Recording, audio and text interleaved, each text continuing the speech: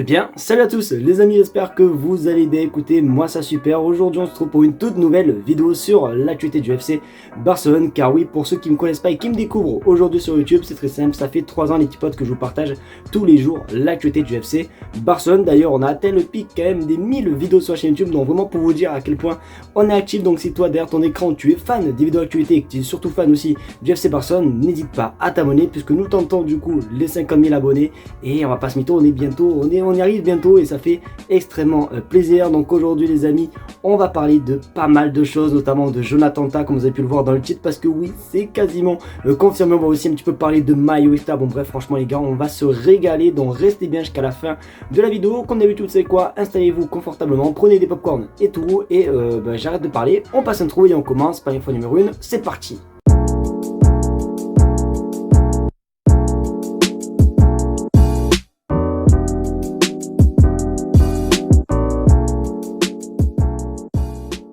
On va directement parler de maillot les amis. Vous le savez, le Barça, ça fait littéralement 3 ans que le Barça joue avec ce maillot. Alors ça fait longtemps d'ailleurs qu'on l'a pas vu, cette saison les amis. Mais oui, ça fait bel et bien 3 ans que le Barça porte ce maillot Señera aux couleurs de la Catalogne. Et du coup il va y avoir un énorme changement pour la saison prochaine. Alors je rappelle que l'identité quasiment de tous les maillots pour la saison prochaine sont connus, devraient ressembler tout simplement à ça. Donc je pense que tout le monde est au courant. Sauf que le Barça a une nouvelle idée concernant le 4e maillot de la saison prochaine. Regarde ton écran. Après 3 années consécutives, le Barça n'aura plus de maillot Señera aux couleurs de la Catalogne. La saison prochaine, le 4e maillot de la saison 2025-2026 aura des couleurs bleu, rouge et jaune, comme vous pouvez tout simplement le voir sur votre écran. Car oui, un petit peu de changement, ça fait pas de mal, parce que comme j'ai dit, le maillot Señera, ça fait quand même 3 ans qu'on l'avait. C'est vrai, des fois, un petit peu de changement, ça fait pas de mal. Par contre, j'essaye un petit peu de m'imaginer le maillot dans la tête. Je sais pas, avec ces couleurs un petit peu bleu, rouge, jaune et sous. Alors oui, forcément, ce sont les couleurs qui sont dans l'écusson du Barça, mais je sais pas, j'ai hâte de voir simplement la gueule du maillot. Moi je sais qu'à l'ancienne il y avait un maillot qui me plaisait énormément, c'était celui-ci. Honnêtement ça n'a rien à voir avec les couleurs du club, mais je trouve que, je sais pas, je le trouvais super beau. Donc n'hésitez pas à vous me dire ce que vous pensez les gars de cette info concernant le futur 4e maillot du Barça. Mais c'est vrai que voilà, un petit peu de changement, on dit pas non. Ce qui est bien dans cette vidéo, c'est que la plupart des infos nous viennent de Fabrizio Romano, et j'ai pas besoin je pense de vous le présenter qui est ce type. C'est vraiment l'un des journalistes les plus fiables dans le monde du football. Et du coup aujourd'hui il nous a balancé une info, mais juste avant que je vous balance l'info, je vais vous montrer une vidéo et on se retrouve juste après. Pau, vení, Pau. ¿Contento? ¿Contento por la renovación, Pau? Pau, saluda.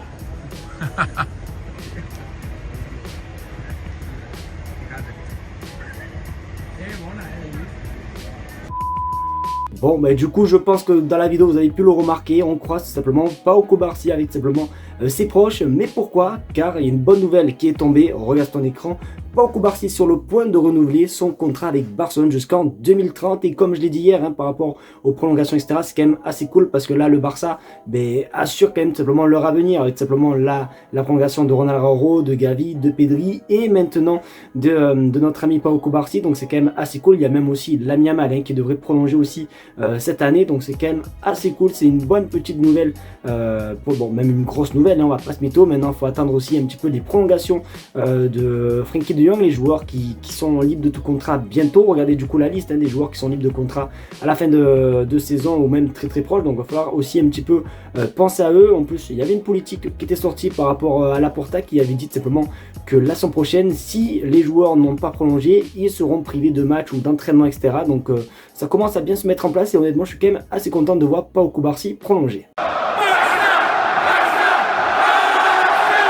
Lors de ce mercato hivernal, on en a quand même beaucoup parlé de ce joueur, et notamment du club de Como, le club entraîné simplement par Cesc Fabregas, et surtout le club actuel de Sergio Roberto. Parce que oui, Sergio Roberto n'est pas à la retraite, pour ceux qui s'en souviennent pas, il joue bien et bien là-bas. Mais ce club italien était intéressé par Eric Garcia, on en a parlé quand même plutôt pas mal de fois sur la chaîne YouTube. Et du coup, pourquoi ça s'est pas passé, pourquoi si, pourquoi ça, on a la réponse, on regarde ton écran. Hansi Flick a bloqué le départ d'Eric Garcia en janvier, car il le considère comme un joueur important. L'accord avec Com était presque conclu pour 7 millions d'euros plus bonus, et comme vous pouvez le voir, c'est encore Fabrizio Romano qui balance l'info. Et c'est vrai quand même que Eric Garcia on va pas se mytho, en 2025 c'est quand même une belle petite révélation. Il a autant de nombre de buts que Vinicius en 2025, donc c'est vraiment pour vous dire hein, vraiment que Eric Garcia, il y a strictement rien à dire pour l'instant, donc c'est plutôt pourquoi pas une bonne chose sur le fait qu'il n'ait pas rejoint le club de Como, parce que c'est vrai que quand il fait des entrées, il fait souvent des entrées très intéressantes, ou même quand il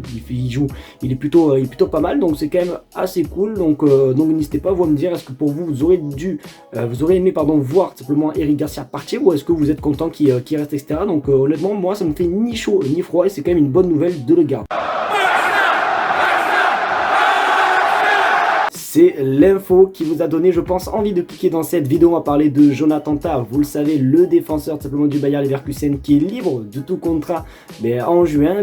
Forcément, il y a toujours eu des rumeurs avec le FC Barcelone. Je ne sais pas combien de nombre de vidéos que j'ai dû faire sur ce cas-là, mais c'est vraiment pour vous dire. Du coup, il paraît que ça devrait se confirmer, car regarde ton écran, Jonathan Tah a décidé de rejoindre Barcelone et ça vient de Mundo Deportivo. Vous pouvez voir vraiment partout sous Twitter, ça parle que de ça. Donc normalement, je dis bien normalement, à part une grosse clim qui devrait nous arriver, qui peut peut-être nous arriver, Jonathan Tah devrait être bel et bien un joueur du FC Barcelone et c'est plutôt pas mal. Alors c'est vrai qu'en défense, en centrale, surtout avec des Inigo Martinez, Pau Cubarsí, on a Ronald Araujo et tout, ça peut être plutôt pas mal, parce que c'est vrai que Ronald Araujo, je suis un petit peu déçu tout de même, et ça serait bien de ramener un joueur vraiment de la taille et même du niveau de Jonathan Tah, qui pourrait te permettre simplement d'avoir de la concurrence, etc., et d'avoir surtout beaucoup de possibilités, puisqu'il y a quelques saisons c'était vraiment notre point faible, c'était vraiment la défense, on n'avait pas assez de doubleurs, etc. Et là, juste d'avoir un joueur comme ça, et je pense pas que Jonathan Tah va venir pour être remplaçant, je pense honnêtement qu'il a largement sa place pour être titulaire, donc c'est quand même une super belle arrivée, le fait de voir tout simplement Jonathan Tah arriver au FC Barcelone. Donc j'espère qu'en tout cas ça va bien se confirmer, mais ça se confirme petit à petit comme quoi il veut rejoindre le FC Barcelone, en plus gratuitement, donc c'est vraiment un braquage qu'on est en train de faire et je suis super heureux. Les amis, c'est déjà la fin de cette vidéo, j'espère qu'en tout cas elle vous aura plu. Si c'est le cas, n'hésitez pas à me le faire ça en mettant un maximum de pouces bleus, à partager la chaîne YouTube et à surtout vous abonner, parce que comme j'ai dit dans l'intro, nous tentons les 50 000 abonnés. C'est vraiment un objectif les gars qui me tient énormément à cœur, donc n'hésitez vraiment pas, ça fait toujours autant plaisir. En tout cas, un grand merci à vous d'être toujours aussi fidèles, d'écrire des commentaires, etc. Vous êtes juste des craquitos. Si vous êtes resté jusqu'à la fin de la vidéo, écrivez-moi T. Vraiment, si vous êtes resté jusqu'à la fin de la vidéo, écrivez-moi T, au moins ça prouve que vous êtes resté jusqu'à la fin de la vidéo, ça prouve que vous êtes juste des craquitos. Sur ce, je vous laisse passer une très bonne fin de soirée ou de journée, tout dépend quand vous me regardez. Je vous aime très fort et on se dit à demain pour une vidéo d'actualité. Ciao les gars.